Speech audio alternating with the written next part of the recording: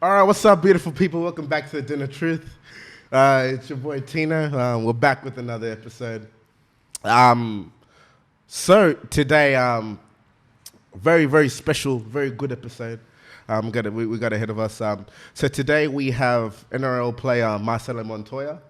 Bit of backdrop into why I wanted to get him on was one, because he is the homie, and two, because I've really seen, he was a very good example to me and my friends, the people from our community, about on what it takes to sort of take it to the next level. And seeing him, work hard, seeing him knowing his story, then seeing him on TV, going out to see him play, and at different stadiums has been crazy. So, I really wanted to get him on to really share his story. So, Marcelo, how you doing, man? Yeah, I'm good. T. Look, I'm very honoured to be on your podcast. Like I said before we started, I was actually pretty like, I was like, what, man? Like, Tino's doing his own little podcast. But look, to be on and to share a bit of my story with you and to share a bit of what me and my family went through to get me to where I am today is very special to me. And I thank you for having me on the show, brother. Yeah, no worries, man. And I think, before I even start, I'll tell you how I met Marcelo. So Marcelo, we went to Patricia Brothers out in Fairfield. And one thing led to another. Marcelo ended up coming to our school, right? And then we see this one guy, tall dude, man. We're like, he's this guy. Anyway, so we ended up being friends, And I remember we were like 16. I still remember this till this day. The first thing he said to us was, I want to play in the NRL. Right? So this is this crazy story. I don't think I ever told you this story as well.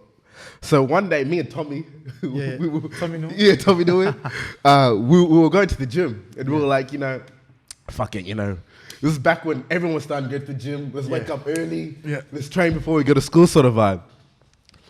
And then, so me and Tommy, we wake up early. We went to the gym in the morning. It's like 6 a.m. So we thought we were motivated. We thought we were doing something crazy. Anyway, so we're walking towards the gym, and then we open the door, and you're coming out. And then we look at each other, and we're like, we're here at 7 a.m. So what time did this guy go in? You know what I mean? Yeah. And I remember I reached that point, and I was just like, shit, like, there's levels to this work ethic. You know what I mean? Yeah. So I think, tell us a little bit about, I guess, your early sort of stages in your development and why you had such a big passion to want to play rugby league. Yeah, I think it's a good question. T. I think I got to give a lot of credit to my parents. Yeah. Probably more so my mother.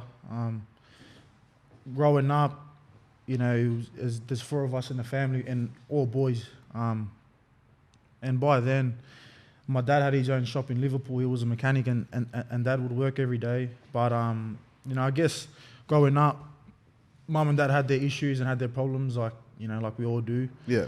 But Mum and Dad split when I was very young. I was probably like 11 years old when they split. And it was a time where I promised myself that, because I seen my mum go through so much and to see what she went through with me and my brothers and through the split, she was trying to run a household, 4 boys, and she was the only one that was providing for us. At that stage, all my brothers had, if not left school, my oldest brother was in jail. Yeah. So it was tough for her. But my mum, she worked 3 jobs, bro. Damn. And listen to this, bro. This is crazy. So mum used to work 3 jobs, and I swear she did this for about 6 years, man. She'd go to work in the morning. She'd do morning shift. She'd do afternoon shift. And then she'd do night shift, straight into morning shift. And she did that for about 5 to 6 years, bro. And I think for me, I'm so grateful for that because it opened my eyes and it made me realize that, what, that's when I realized, fuck, like this is life, bro. You know what I mean? Yeah. Like there's more to this shit than just wanting it. Like you gotta fucking work hard for it. Yeah. And I think for me, seeing my mum go through that at a young age, like I made a promise to myself, like at a very young age. And I think growing up, like with the brothers I did, and like don't get me wrong, like I'm grateful for everything I had when I was young, and my brothers were there for me from day one. and they're still there for me now. But I think growing up, with them, because obviously like we only went to high school together, but we never went to primary school together. But Yeah. I think when I was young and like going through primary school, I had a lot of friends. Their parents obviously knew the reputation of my brothers and what they were like, and there were a lot of parents that used to say, or parents or whatever, like used to say to their kids, they saying to me, look man, don't associate yourself with Marcelo, Yeah, and then they were like, why man, why? And they're like, because his family, his brothers, they're not good people. I wouldn't say good people, but they're not good people to hang around with. They get into a lot of trouble. They do a lot of dumb shit. And if you hang out with him, like you're gonna get into trouble and stuff. And for me, that hurt me a lot. You know what I mean? Because I thought for me, I was my own kind of person, and I always made, like I always kind of I thought when I was young, I thought that I always made the right decision for myself, and I think growing up, that gave me motivation. Like, like parents or the boys saying, oh look man, like we can't hang with you today because, my mum said that, like if we hang with you, we're gonna get in shit. And for me, like that kind of inspired me. Go, you know what? Like they probably thought, like I was gonna end up like my brothers, smoking, drinking every day, going to jail or doing dumb shit. And for me, that was my motivation, to be honest.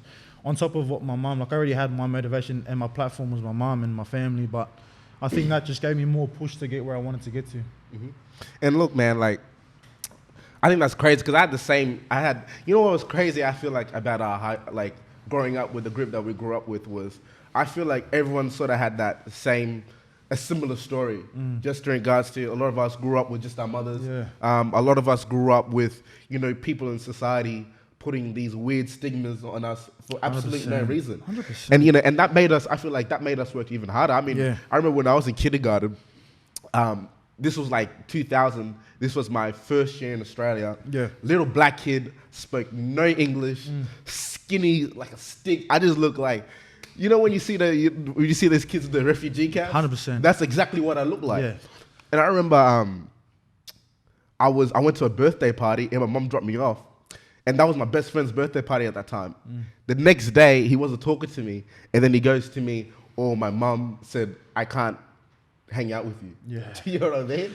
And so it's crazy because I feel like with having that experience and, growing up with the people who we grew up with, I feel like that really motivates me to not know what to do as a parent. 100%. You know what I mean? Like you see a lot of these, I sort of understand that, as a parent, you want to make sure your child's in the best environment, but it's just that judgment, a lot of people have, to, based on people's situation, a child's a child at the end of the day. But yeah, even talking about what you said, that motivation that you have, a lot of people look at you like, I think one of the biggest, I always see a lot of people commenting on some of your stuff, they say you're blessed. Yeah, you are blessed in a sense, right? But it doesn't undermine the work that you put in. It's not like one day you got to where you got to. It was a series of steps, disappointments, like work. So that's my boy Marisha in the back over there, man.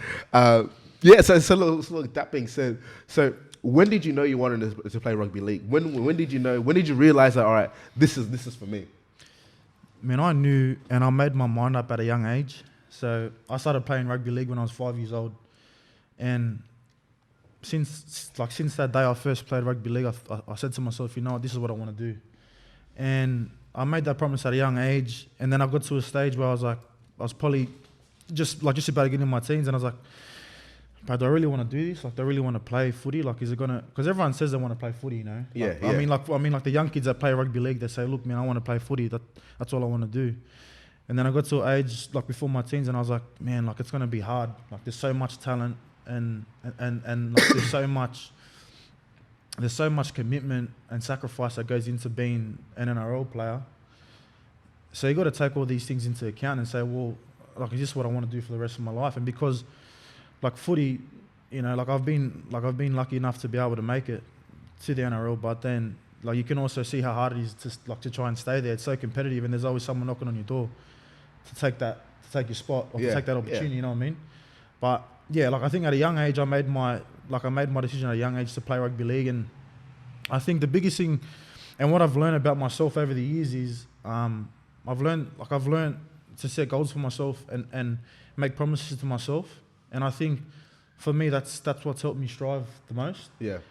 Keeping a promise to yourself, because then 100%. If you fail to fulfill that promise, then you've let yourself down. And I think for me, that's what helped me, and that's what gave me that platform to get to where I got to today. And like I said, I think it all ties back to my family and my mum as well. Yeah, most definitely.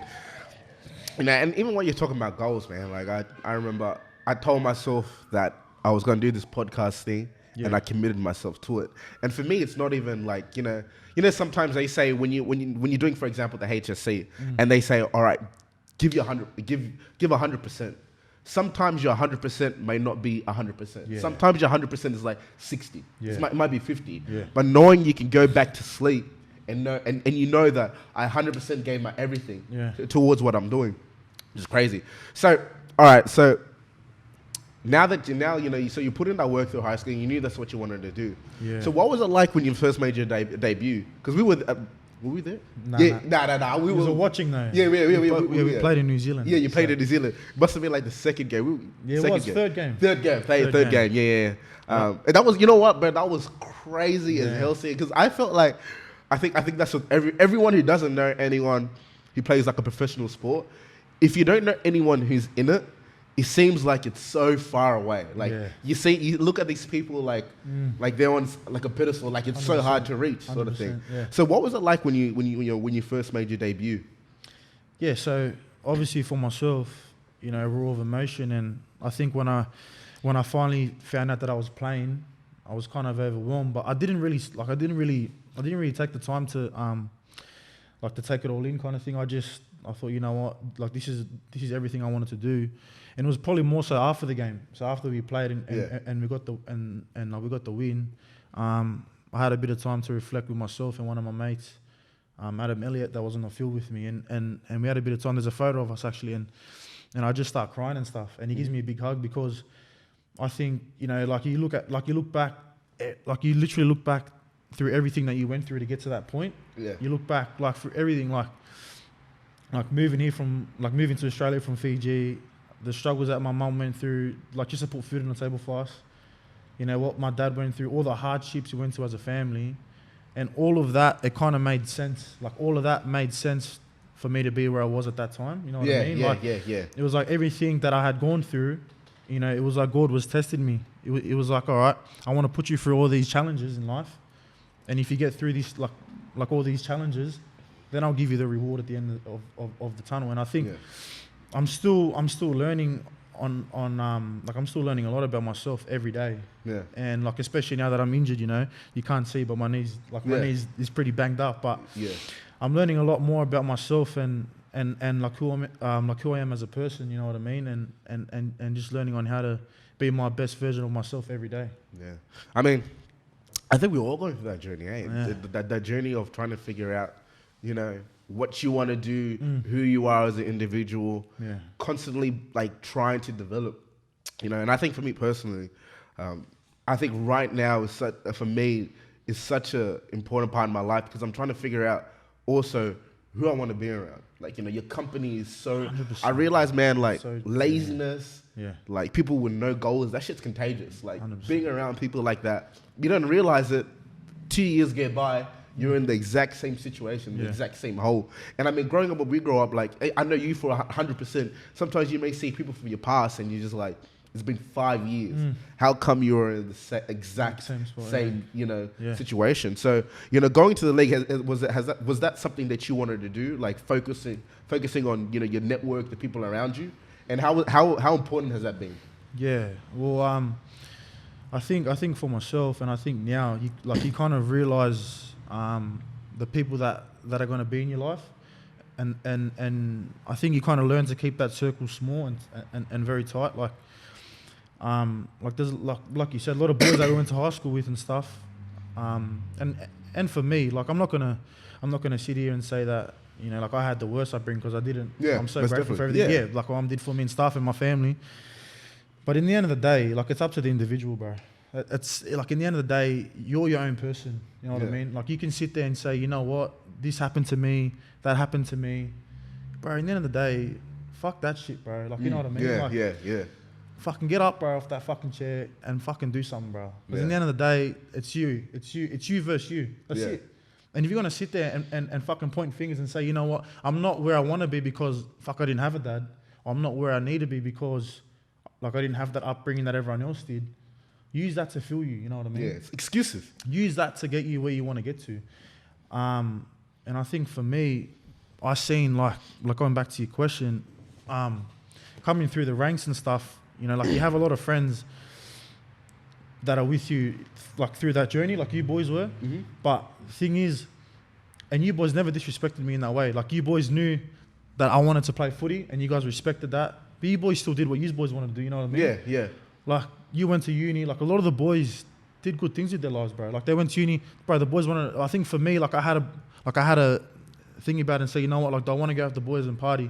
And don't get me wrong, like we went and partied. Yeah, you know what I mean? Like, we went out. We had fun. Like we had fun. Yeah. But I think growing up, like and being a footy player, you have to kind of draw the line and say, you know what, this is where I stop now. Like this is where I need to focus and put all my energy into this and realize that this is what I want to do.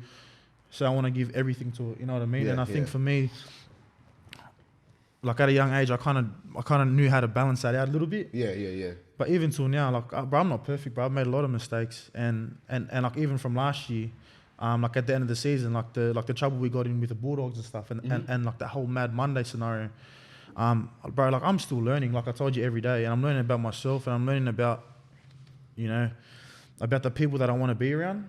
And like you said, like we had a chat before we started this, and you were saying to me, like you need to surround people that are going to encourage you and like encourage your goal. Because some people want to, bro, like we have these people that, you know, like no disrespect, you know, like they're just your average, you know, like they go work every day, they pay the bills and stuff, and bro, there's nothing wrong with that. Yeah, bro, like I respect that. I respect people who can do that. Yeah. But for me, like I feel like if you want to go places, like you got to get out of your comfort zone. You know what I mean? Like you got to do things that other people don't want to do, and like for you, like this, bro, I'm so proud of what you're doing and this whole podcasting because. Yeah. Like people might not see it, but you grinding slowly, like you're gonna start making moves. You know what I mean? And it might not be with this podcast stuff. Like someone might pick you up. Hold on, like this guy can talk. You know what I mean? Yeah. And then give you an opportunity elsewhere. But everything you do now, it's gonna open other avenues for yourself in the future. Yeah. And I, you know, talking to so many people when I started this, you know, I think one of the quotes that I really sort of was drawn to was, "If you do nothing, nothing will happen. If you do something, something will happen." Right? I think so many people are so caught up in the trap that, like, for example, for example, some people are caught up in the whole I'm just gonna wake up one day and I'm just gonna get blessed. Like I'm gonna wake up one day, this opportunity was gonna 100%. Come. So that's why I created this podcast, because I realized that if I was sitting down doing nothing, 100% nothing in my life was gonna happen. Yeah. And like you said, like I respect people. Like I know so many people who are doing really well, who work for corporations, who, you know, they have a full-time job and they're doing really well and they really enjoy 100%. It. But, you know, I had to keep it 100 with myself. Like I went to uni. Studied, I did the time, you know, I did everything that they tell you from a kindergarten, you know, in Australia to year 12. I did everything correctly. The system did what I had to do, and I got out of it. And then I actually got into a workplace, and I realized that for me personally, like you said, I feel like even in entertainment, I feel like entertainers and athletes have the same mentality where it's you versus you. Yeah. Like literally 100%. Like there's no competition beside you. You are, every day you're waking up and you're competing with yourself. And if you can't keep that competitive edge, if you can't differentiate that between that and, you know, you're worrying about other people and you're worrying about what the next man's doing, you're gonna be caught up in this weird trap. Because I realize, man, like all the older people I talk to, one thing that they say is that, like, I'm 40, bro, I'm 50. Yeah. Like, I was 20, I was your age, but like, I didn't take the risk. I didn't, you know, sometimes I go to sleep and I was like, man, I should have started that business. 100%. You know what I mean? Like I should have just moved to this country, or I should have just did that. Yeah. I don't want to wake up when I'm older and have that regret of having that feeling, you know? But it's so true. I feel like what you're talking about, like especially with good people, I feel like good energy attracts good energy. Yeah. You know what I mean? Like, for sure. Like wherever you go, like you're always gonna find people who are in the same mentality as you. And I was actually talking to one of my homies a girl about this the other day, and I was saying that you know, what we're talking about, you know, it takes some people a lot longer to realize that you know, to have a good life or to achieve the goals that you need to do, you got to put in the work. Yeah. But some people aren't at that stage, you know, and it's a crazy thing. I was thinking about the other day, and and it was very hard to get myself away from that and realize that you can't save everyone. Like me and you could be talking about this, and we could give people like the blueprint. This is what I did, A, B, C, and D. Yeah. But if people aren't ready to receive that information, then you know, what can you do? Yeah. You know, 100%. it's interesting. It is, and I think to touch on that, like, cause like when we're young, like bro, like we had a lot of fun, and like we had a good group, and I think like even like a lot of the boys that went away and did their own thing, like bro, like I'm not like hating on anyone like that like wants to go out and party, and do that shit, because you know what, if I wasn't where I am at the moment and I wasn't playing in a role, like maybe I would be with them having a good time. But I think at some point you got to just draw the line and go, hold on, bro, like what am I doing with myself? You know what I mean? Like, what am Look I, at yourself. Like what does my future look like? You know, like in 10 years, if I want to be sitting here partying every night, or like just working hard to party for the weekend, you know what I mean? Yeah. And I think you gotta set goals for yourself, bro. Like you gotta say, you know what, like this is what I want to do. And bro, it's just small things, man. Yeah. Waking up saying, you know what, I want to do this today. I want to eat right today. You know what I mean? Or like I want to get up and like I want to go to the gym today. Yeah. And then make sure you tick that goal off at the end of the day. You know what I mean? And make sure that you fulfill that goal. Because if you don't, like I said at the start, then you're breaking that promise that you made to yourself. Yeah, it's literally you. Like you're lying to yourself. That's it. But you know what? They're like, that being said, and I've noticed it as well, I feel like any NRL player, especially in the Australian society, I guess the media and the population hold you guys to a higher standard, right? I feel, you know, and this is my personal opinion, I feel like if you're any athlete, you're a human. Yeah. Like before you're an athlete, you're a human being, meaning you're gonna make mistakes. Yeah. You know, I look at some of the mistakes some NRL players are making now, then I'm like, I've done worse. Yeah. It's just that I wasn't recorded and I'm not on a platform. Yeah. You know? Yeah. And I find it extremely weird, but maybe it's because I know people who play in different leagues. You know what I mean? And so I know that at the end of the day, these people are human. Yeah. And it's just crazy to see that, you know. I guess, you know, to their defense, being in the public eye, you are some sort of role model, but you know, some people don't want to be role models. Yeah. Like, you know what I mean? That's not 100%. For everyone. Yeah. You know, there's some people who it's great, they love to play that position of being a role model in the community, and that's great for them. Yeah. But there's some other people who are humans who just happen to have athletes, and they make mistakes. You know, you shouldn't be bashing them on TV. You shouldn't be saying they're a disgrace. I read this. I was reading an article about the Roosters, about Latrell Mitchell. And one of the comments, someone was like, "Your mother should be." Your mother would be. I've seen that lot of racist stuff. Yeah, all this racist shit. I'm just like, this guy is like, well, he's a young man going through exactly what every other 20-year-old goes through mentally, you know, growing, trying to figure out who he is. Yeah. And then you have people out here cursing me out, saying all these racist things, where it's like we live in Australia, we're a multicultural country. 100%. You know, people have room to grow, people have room to make mistakes. Yeah. You know? 100%. It's interesting. And how have you sort of, I guess, handled that pressure of being a role model, you know? Yeah, well, I think first to touch on the media side of things, I think to be where we are, like for myself and to be in the position that I am in, it's something that we can't take for granted, because you know, it's not easy to get where we are, but then at the same time it's easy to just lose your job like that. And, and for me, like, you got to respect what the media's doing, but at the same time, like, do I agree with what they do? No, I don't. But that's like for them, like, they got to put the food on the table for their family. It's their job as well. Yeah. It's their job, and I think, like, with this day and age of rugby league, bro, it's a whole different beast now, man. Like, back then it was like, you know, the culture was different. The culture was, you know, you play footy, bro. Like, players would drink during the week, man. Yeah. But then you got to think about it. Like, back then, you know, like back in the 80s and the 90s. Like some of the athletes back then were working still as well. Yeah. So they're working a part-time job and then plus playing rugby league. You know what I mean? Where now it's our full-time job, bro. Like, we wake up, you know, we train in the morning. We do 3 sessions a day. Yeah. So you got to look at things like that and say, all right, well, it kind of comes with it, bro. Like, when you sign that contract, you don't just sign that contract for the money or, you know, for the fame or look, I play NRL. You sign that contract with responsibility, you know what I mean? Yeah. So you sign that contract knowing that, bro, like kids are going to look up to me, you know what I mean? Like there's people that are going to be, like I want to be walking through the shops and there's going to be kids that are that like want my autograph or want a photo. So it doesn't matter. I mean, like you got to take that responsibility straight away. And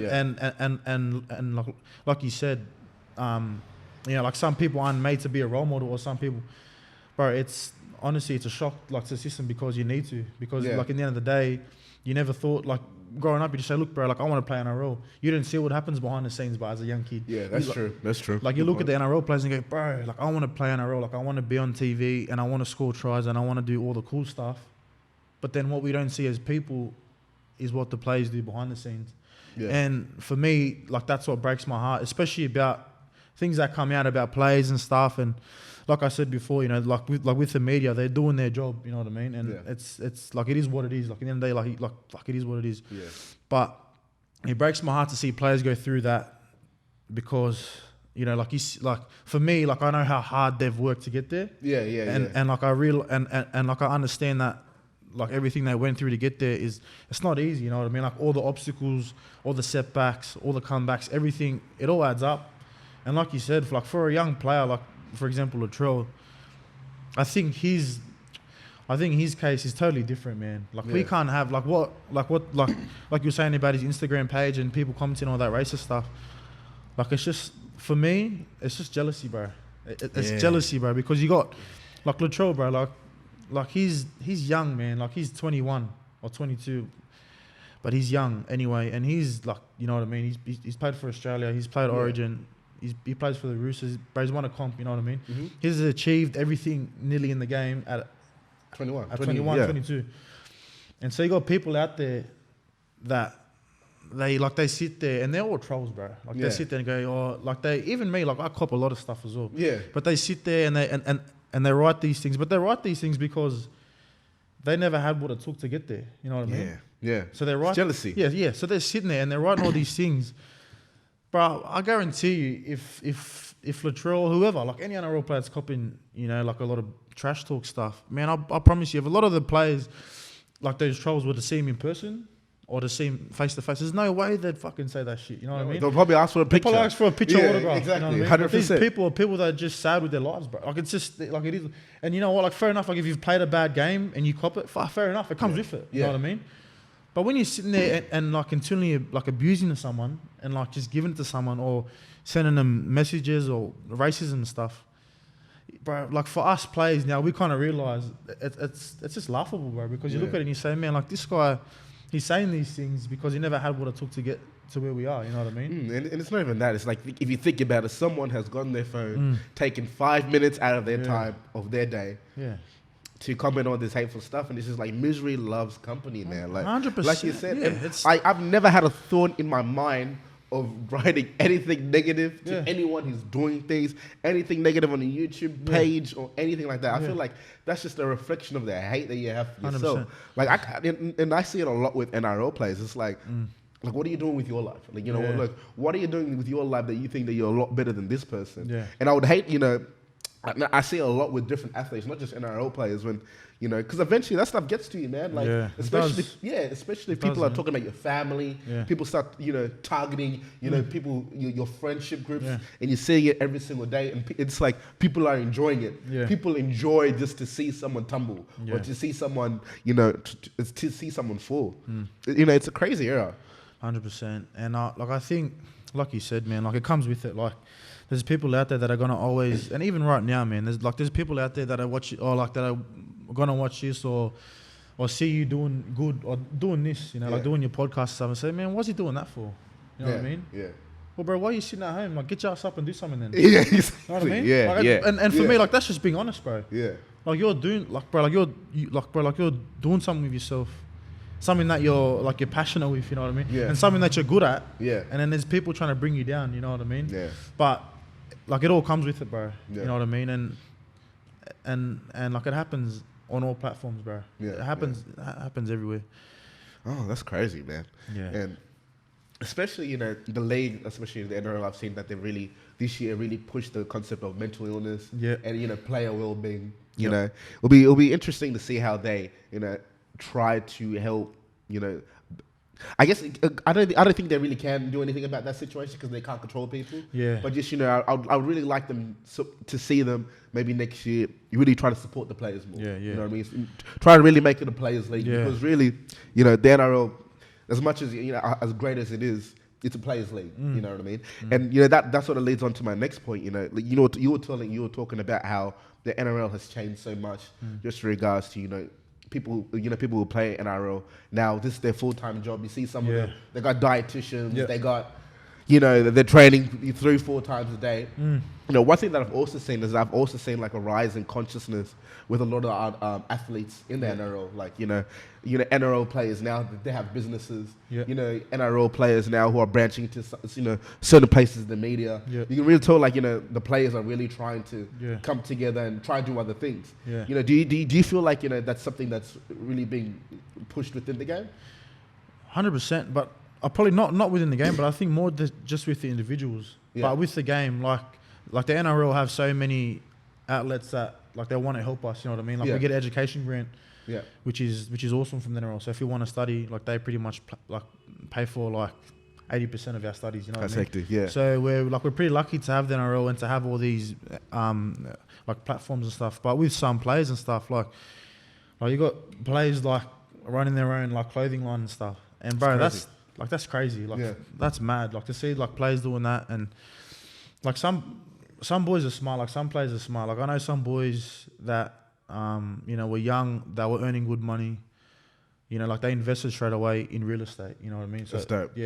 So I know a lot of boys that were like 20 years old, bro, or 22, like buying their first investment property, which is because like the boys are lucky, you know what I mean? Like we're lucky to be in the position that we're at. To do these things.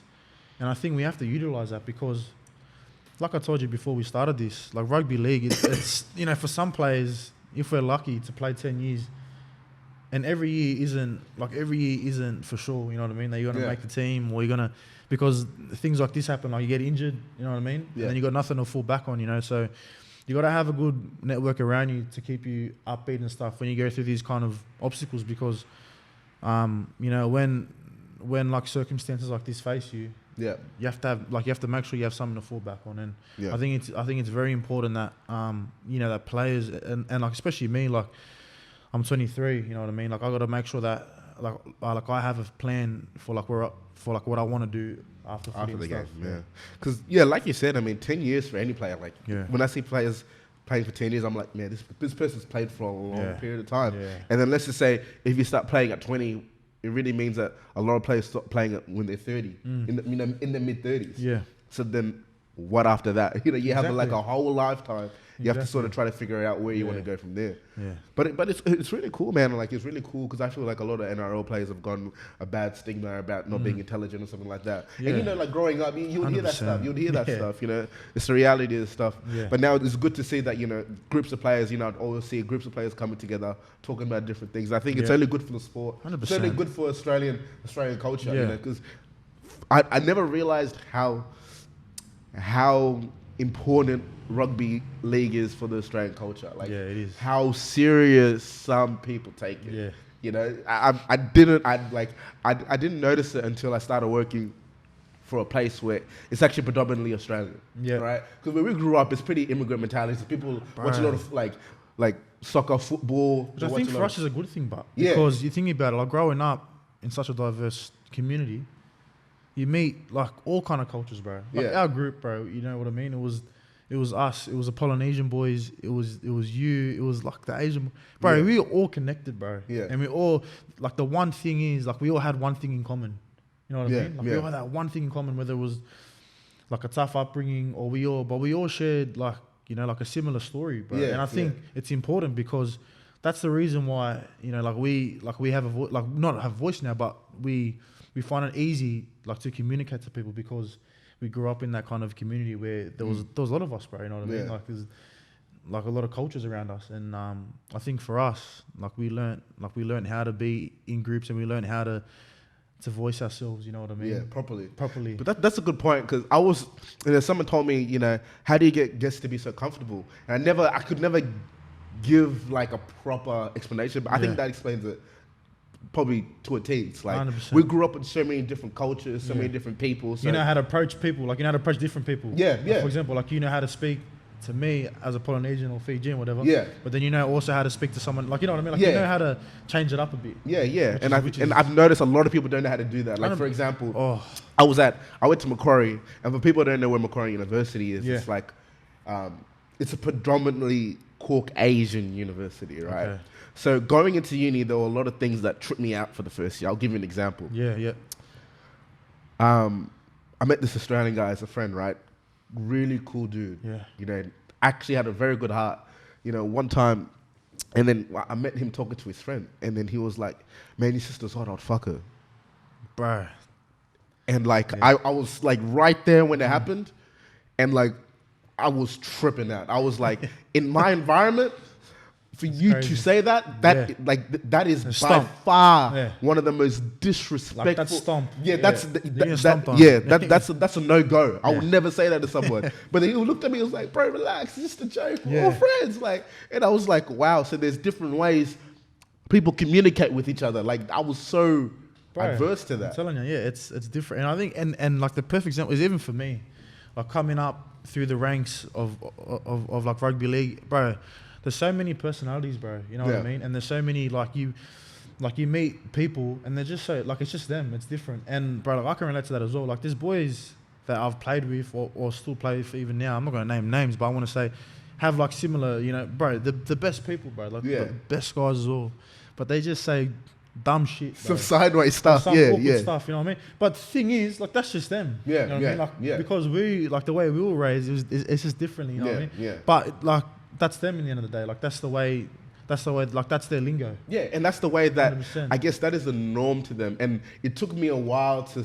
I still like it's still like get something like tingling in my brain, but like I've begun to sort of understand that like you have to like by necessity you have to adapt. Yeah, you have to. Yeah, that's the word. Like by necessity, I was forced to adapt. Going to different like environments and meeting different people, and I think that's only been an advantage to me because I've been able now I can communicate to so many different people. Yeah. And I think you were talking about this earlier, but I think that if you're coming up from a particular environment and you want to make it somewhere, some people act hard. Like have you met someone who just acts hard for no reason and they don't know how to speak to someone who's a manager, speak to someone who is a trainer, speak to someone who's going to give them the opportunity to get to the next stage. They just want to act hard, and that doesn't get you nowhere. 100%. I think not like, act hard, but I think sometimes not act hard, but then like I've met a lot of people and like a lot of people we know that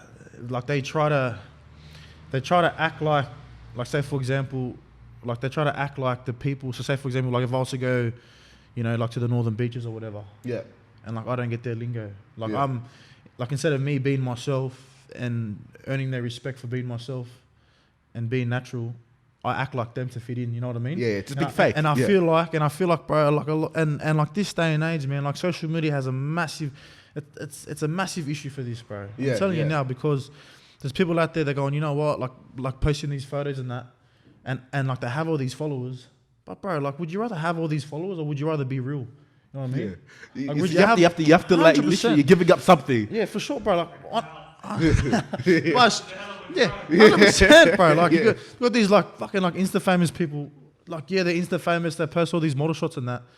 But like, bro, like, let's be real, bro. Like, how are you behind the scenes? You know what I mean? Yeah. Like, do you have a good circle around you? Like, do you have a good network around you? Yeah. Or like, are you just posting these photos, or like, are you just acting cool to fit in with this generation, or like you're acting cool to fit in with that group, you know what I mean? Mm-hmm. Bro, like what I've realized in my life is that, bro, being myself and like staying true to myself, a lot of people respect that more, bro. And like a lot of people appreciate you more for being yourself because you're different.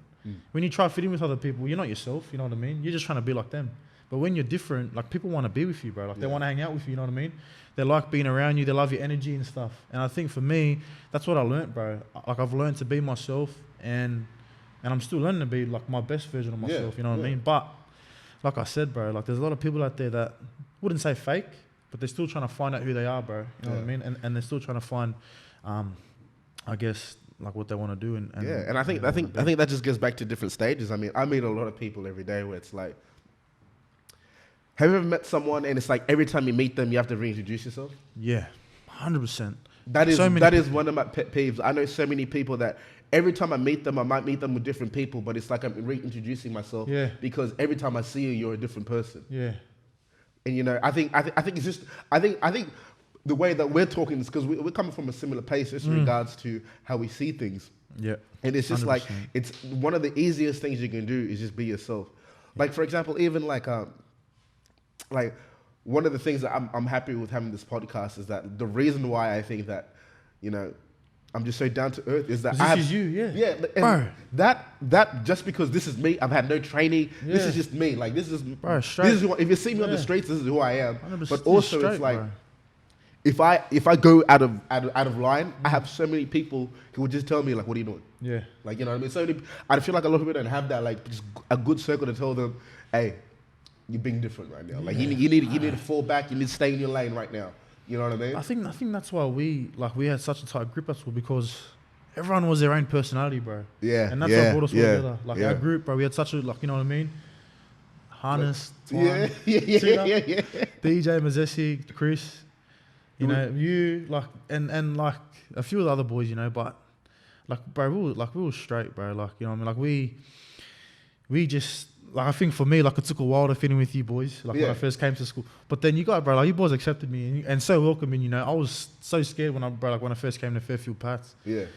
And only because, like, moving from Campbelltown, It's a big way. it's a big way. Like, it's a massive move. But like, not only that, like, from going from a public high school, and no disrespect, but then going to an all boys private school, bro, it's massive, bro. And like, I still say this to this day. Like, I went from Emerville High School, where I started at 7, 8, 9, and then Fairfield Pats 9, 10, 11, and then I went to Blacktown Year 12. Bro, I met so many people, but bro, like, honestly, like, Fairfield, like, Pats is like the best school, bro. Yeah. And like, not just saying that because it is, but like, it's just like the education you get there, and even like the help you get there. It's so good, bro. And like, I always told my partner, like, if, like, in the future, like, if we were to have kids and stuff, like, I'll always send my boys to that school, bro. Yeah. Because, like, it's such a good school. I think the thing about Pats is that, like, you had a lot of teachers who cared, Yeah. right? Like, I was talking, like, for example, Chol? Yeah. Like, Chol's playing basketball. He's still playing basketball in America now. Respect, man. Right? And I was telling Chol this, I was saying, think about Mr. Burke. Yeah.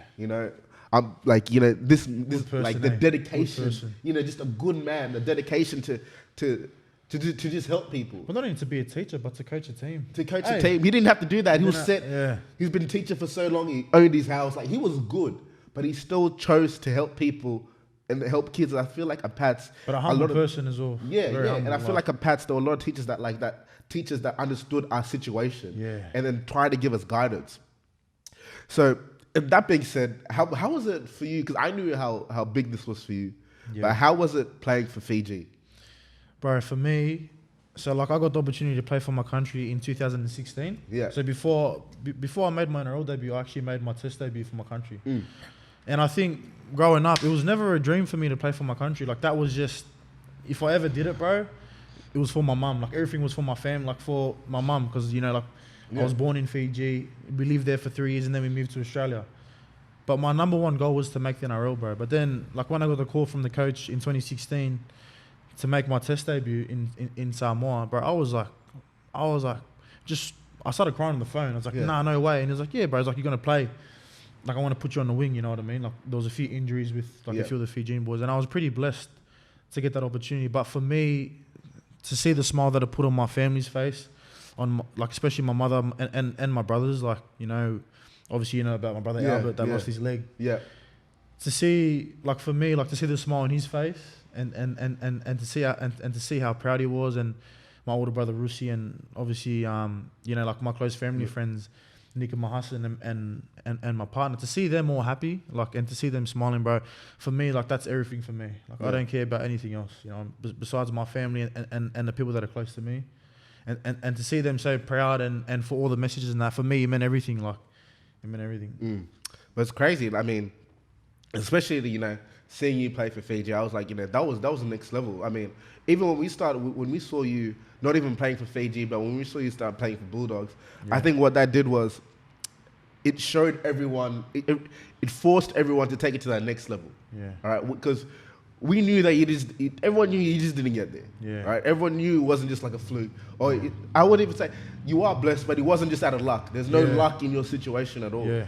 It was just that we saw this person every year do a little bit better, do a little bit better, do a little bit better, and then eventually get to his dream. So when I saw you play for Fiji, like it tripped me out. Even sometimes, like I was at work, and I'll be working with people who are Bulldog supporters, and they're like, "Oh, you know, Marcelo Montoya." And I'm just looking at this person. I'm just like, wow. Like you don't, like, you know, I don't even think you realize the reach that you've been able to reach the people. Yeah. Like even now, like where I work, like there's a Bulldog supporter. He was talking about the team. He's like, oh, you know, Marcelo Montoya, you know, is a good player, whatever. You know, I wish him like a speedy recovery. And I tripped out. You know, it's still tripping for me just to see like people so invested in you. Do you know what I mean? Yeah. I mean, you probably don't see it because you're the inward. Yeah. For someone who's the outwards, I was just like, wow. Yeah. You know, for someone who was born in the same situation for me, that's made to the situation, it's just like anyone can do it. You just got to put in the work or whatever you want to do. Yeah, for And sure. it was crazy to see. But anyways, well, you know, Marcelo, I really appreciate your time. Thanks, you know, brother. I really big appreciate inspiration to you, you know, the boys, and it's great to see the great things that you've been doing. Thanks, brother. No worries. Appreciate it. All right.